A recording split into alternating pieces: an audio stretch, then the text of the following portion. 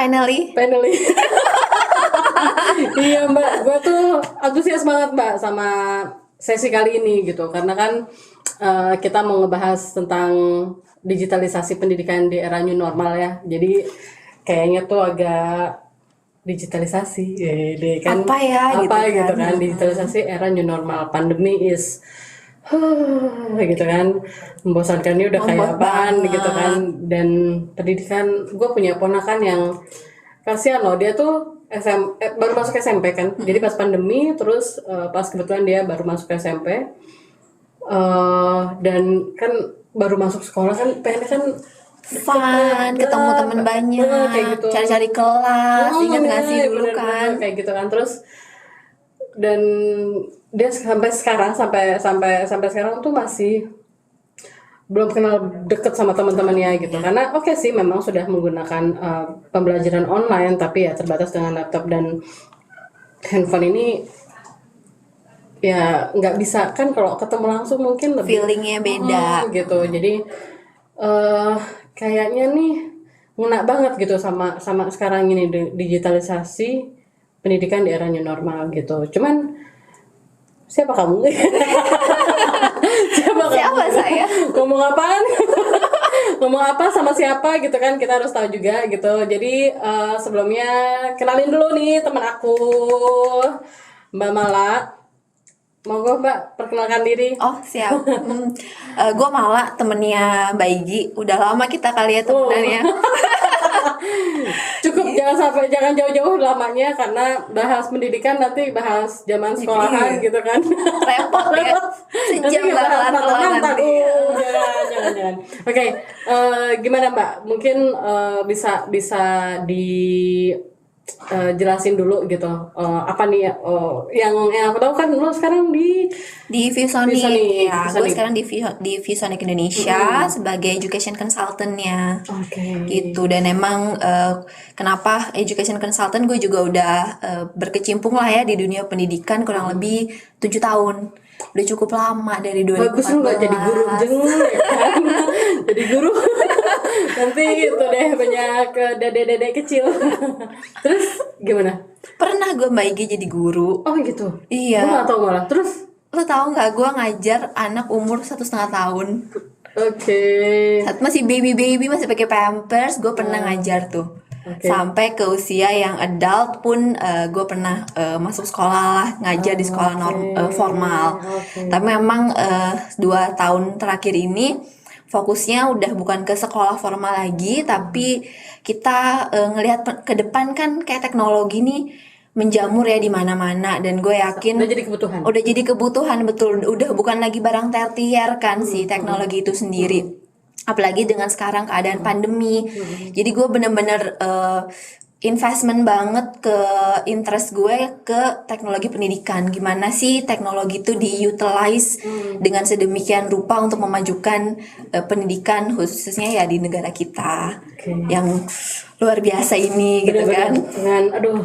Tapi gue gak mau di sesi ini, pokoknya gue minta ada sesuatu yang lo bisa jelasin ke gue gimana sih gitu, supaya generasi-generasi yang masih di jenjang pendidikan ini bisa tetap tidak mengurangi esensi dari sekolah itu sendiri gitu. Karena ya kita sedih, gue merinding nih, karena beneran sedih banget ya, kayaknya butuh, kayaknya tuh dunia pendidikan butuh terobosan yang gimana sih supaya bener-bener nyata, semakin nggak kayak sorry itu saya gitu kan, cuman pembelajaran online yang abis itu sibuk, mamanya malah makin sibuk gitu kan ya, tugas tumpuk gitu. Aduh, makanya dalam kesempatan ini sih kita undang lo sini lebih ke how bisa pembelajaran era new normal, digitalisasi pendidikan di era new normal tuh gimana sih gitu. Apakah goalnya bisa sampai ke yang tadi, esensi belajar mengajarnya itu benar-benar didapat gitu. Gimana Mama? Iya, kita sedih banget ya kayak tadi Mbak Egi bilang kan udah lama banget. Kayaknya hampir ada kali anak yang udah naik kelas tapi sama sekali nggak tahu teman-temannya di kelas sebelumnya siapa aja. Karena kan hampir 1 tahun ajaran ya. Mama tahu ya, karena kan pada saat pembelajaran itu Ada namanya, Igi gitu ya, Tapi kan Mawar. mereka biasanya kan suka belajar kelompok, kayak gitu tuh jadi sungkan gitu, apalagi untuk anak-anak yang introvert, Betul. yang aduh pemalu gitu. Kan kayak gue kan, ponakan gue kan pemalu gitu kan. Sosialisasi jadi kurang. Iya benar banget. Jadinya gimana? Apa yang bisa ViewSonic kasih gitu dengan bukan kasih ya. ViewSonic bisa mensolusikan apa sih untuk Untuk pendidikan Indonesia. Ya miris ya sebetulnya, tapi di satu sisi mungkin kita bilang miris karena adanya pandemi, efek ke pendidikan tuh lumayan besar banget. Tetapi di sisi lain si pandemi ini memberikan efek positif loh. Karena percaya nggak? Karena mau nggak mau guru-guru semuanya harus berkecimpung dengan teknologi dalam mengajarnya. Ya kan? Baby boomers, guru-guru yang let's say usia 30-40 yang kayaknya tak bisanya cuman iya WhatsApp. Bahkan kita kalau mama kan WhatsApp pakai satu jari gini gitu kan. Telepon bukannya gini tapi gini. dia baca ini bahasa ini siapa Gini, nih gitu kan. Sekarang udah jago pakai Zoom. tuh. Benar kan, udah jago. Oh iya, sekarang meetingnya kita kelas jam 2 siang, jam 10 pagi udah Zoom dengan Google Classroom atau Google Meet, itu udah sangat-sangat familiar mereka.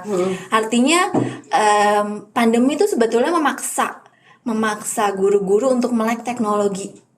Mau nggak Mau nggak mau harus pakai teknologi. dan bisa dong. Dan bisa loh, Dan bisa, gitu kan, ternyata amazingnya bisa. Iya, benar. Walaupun pasti banyak kendala tuh di awal, pasti ada yang namanya aduh nggak mau susah, tapi karena situasi kan akhirnya memaksa mereka untuk harus menjadi guru yang lebih profesional, harus meningkatkan kompetensinya, betul nggak sih? Benar-benar. Akhirnya belajar lagi, tetapi kan teknologi juga seiring berjalannya waktu muncul lagi sebuah inovasi yang baru, yang baru nih, mungkin 5 bulan yang lalu belum ada, sekarang udah ada, akhirnya bisa menjadi solusi baru untuk pendidikan khususnya nanti di new normal, kayak gitu. Terus gimana? ViewSonic emang apa sih Mbak? ViewSonic, lu kerja di ViewSonic dan gua nggak tahu ViewSonic itu apa?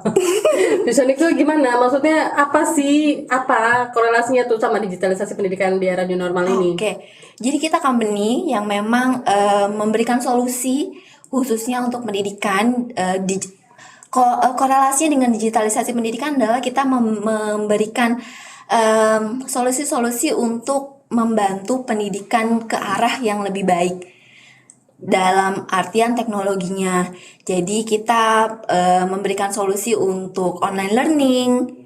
Gimana caranya online learning itu tidak cuman sekedar kayak tadi keponakannya Mbak Igi, cuman sekedar lihat nama temennya doang, karena gurunya asik ngomong ceramah selama 30 menit Ceramah, atau 45 udah ini di sensor gak sih ceramah? Maaf Bu Guru, maksudnya kan kita kan sebagai mantan anak didik, jadi suka pakai kata-kata yang agak so asik gitu ceramah. Mohon maaf ya, maksudnya lagi ngejelasin, ya lagi gitu. sibuk menjelaskan, tapi tidak ada interaksinya kan di situ. Kurang banget antara teman ke teman, gimana interaksinya, guru ke siswa gimana interaksinya. Tapi ViewSonic kita punya hardware dan juga software, dua-duanya Mbak. Nah, hardware dan software yang bisa mendukung interaksi real time antara guru dan siswa, dan juga siswa dan siswa. Jadi Bentar lu, siswa dan siswa bisa. Oh, Itu kita punya software tersendiri, aplikasi tersendiri dari ViewSonic yang namanya My Viewboard. Itu nanti interaksinya real time dan feelingnya barrier atau apa ya? Barrier itu tembok yang tadinya antara laptop sama orang itu bisa didobrak di situ. seru-seru. Mbak, sambil minum dulu. Iya, sambil minum ya. Sampai mana tadi ya? Jadi komunikasinya itu nggak cuma dari guru ke murid, tapi juga murid ke murid. Oke. Tapi tetap pengawasannya guru pada saat komunikasi itu. Iya betul, tetap pengawasannya guru. Malah guru bakalan lebih easy Mbak Igi. Dalam hal apa dan karena Dalam apa? hal ngontrol siswa misalnya ya. Karena kan kalau misalnya hanya sekedar pakai Zoom aja, pada saat guru share screen, itu kan susah tuh ngelihat siswa-siswanya. Harus di scroll dulu satu-satu, diklik satu-satu gitu kan ya. Terus kalau misalnya lagi fokus menjelaskan, otomatis biasanya guru akan fokus ke PowerPoint-nya dia untuk menjelaskan. Tidak ada sebuah screen tersendiri untuk siapa aja nih yang ngeliatin, atau jangan-jangan ada yang tidur nih kayak gitu. Nah, kalau siswa-siswanya Siswa ke siswanya itu kita ada namanya My Viewboard Classroom. Jadi kalau misalnya mau kerja kelompok real time di dalam online learning bisa.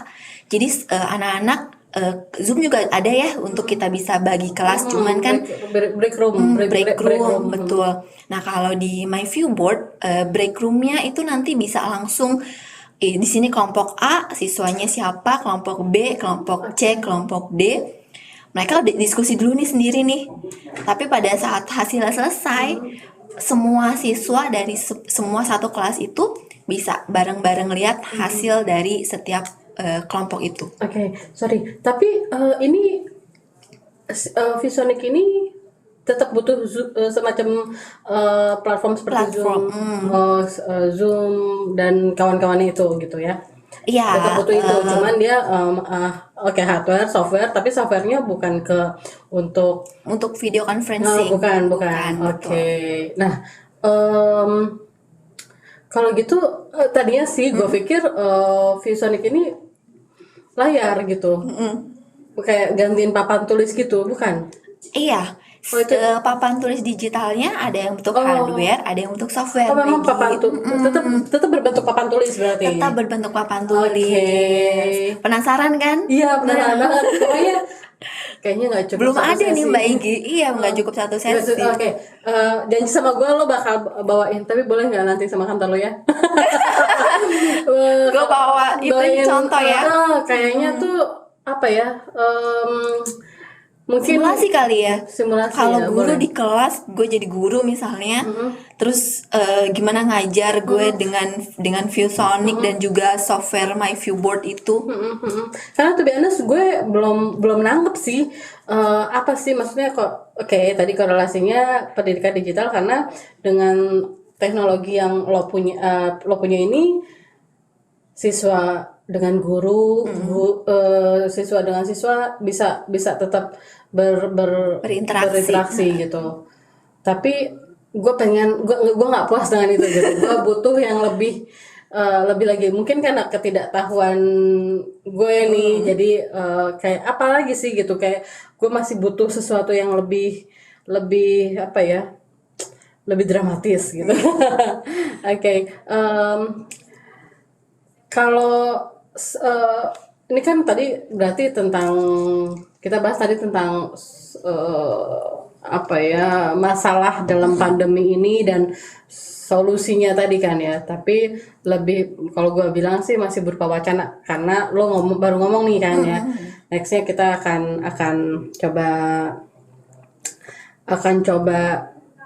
di tadi lu bilang simulasikan, atau mungkin kita demokan, atau mungkin juga barangnya mungkin kita bisa bawa gitu ya. Nanti yang real gitu kan. Nanti biar teman-teman gue yang tampan-tampan itu akan bantu bawain itu alat itu ke sini gitu. Karena gue bisa, ini ruangan keren nih, ini bisa buat ngoprek-ngoprek juga soalnya ya. Oke, Mbak, kalau gitu kapan? Lo sambil tanyain ya kapan ya? Bisa, kita biar schedule. Terus katanya ViewSonic tuh punya kayak maskot gitu. Iya, nanti gue bawa ya. Maskot apa sih? Burung finch. Belum tahu burung finch apa. Oke. Kayak yang di game itu, Homescape beda dikit.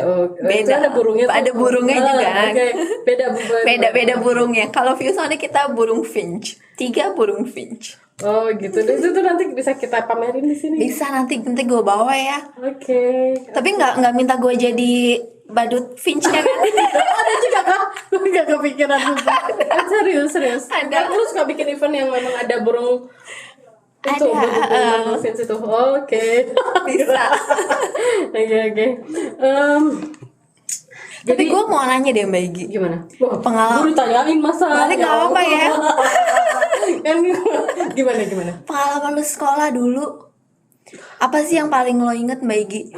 Kalau misalnya kita inget-inget zaman SMP, zaman SMA, yang paling lo inget Zaman banget? SMP gue inget banget. Bicara papan tulis ya, aduh, main nangis ya. Jadi SMP itu gue ceritanya pernah jadi sekretaris gitu kan. Ditulis nulis dulu.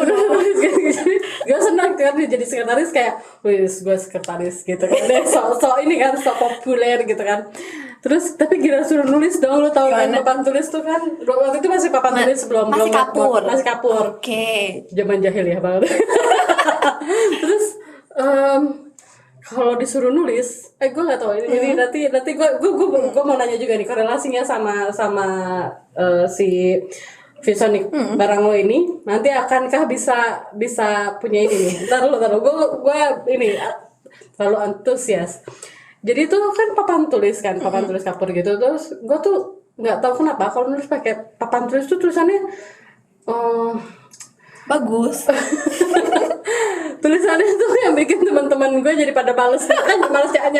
Jadi kan gue sudah nulis papan tulis, terus teman-teman gue yang pada Nyalin kan, nyalin. gitu kan.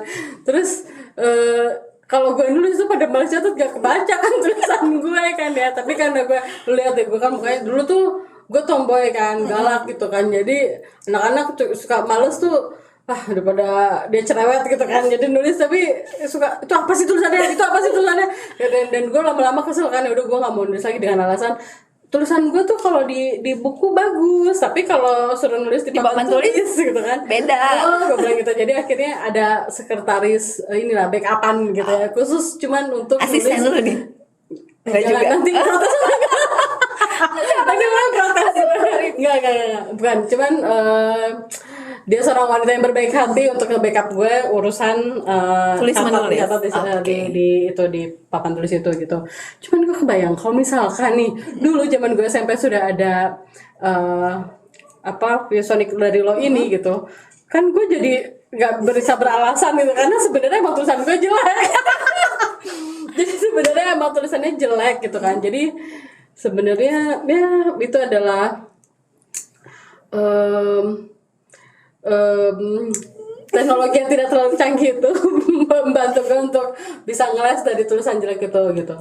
Cuman mungkin Visonic ntar lah bukunya itu kali ya, software yang bikin tulisan nggak jelas itu cuma nulis atau kan ada beneran? Ada Mbak. Ya ampun. Lu nulis jelek. Oh ya. Lu nulis jelek otomatis langsung jadi begini. Oh ya. Iya. Oke. Gak ada lagi tulisan jadi acak-acakan. Akhirnya itu solusinya Mbak. Oke. Sip. Ada Mbak Igi. Oh, nanti kita bisa cobain juga. Kan nanti kita cobain bisa bawa nanti. tuh kan. Bukan kita, lo akan bawa. Gue bawa. Kita coba, akan lu yang bikin. coba nanti. Kan tulisan lu jelek tuh katanya tuh. Gue akan ngundang teman-teman SMP gue kalau gitu. Oke. Terus kasih tahu tuh, mau tulisan lu jelek, pakai itu langsung jadi bagus deh. Langsung jadi kayak typing komputer gitu Mbak Igi. Oke. Berarti itu sih pengalaman gue Mbak. Jadi SMP itu gue punya masalah besar dengan papan tulis itu. Sama sih. Whiteboard juga sama kayak gitu, tulisannya tuh Meski pakai spidol marker itu ya, tetap. terus tulisannya itu ntar gede ntar kecil, terus tahu dong ya, ntar tuh ke bawah naik. Udah kayak bursa saham. Ya oke deh kalau gitu. Karena kali ini lebih ke perkenalan aja, karena sorry gue bener-bener nggak tahu Visonic gitu kan. Tapi anyway, congratulations untuk lo baru ini udah join di Visonic ini. Jadi gue bilang congratulations. Thank you. Jadi kan gue bisa ini dapat pengetahuan baru gitu ya. Oke deh kalau gitu, mungkin sementara ini gitu dulu aja sesi kali ini, karena gue nggak sabar untuk nextnya gitu ya. Oke deh kalau gitu, terima kasih semuanya, sampai jumpa di next sesi, bye.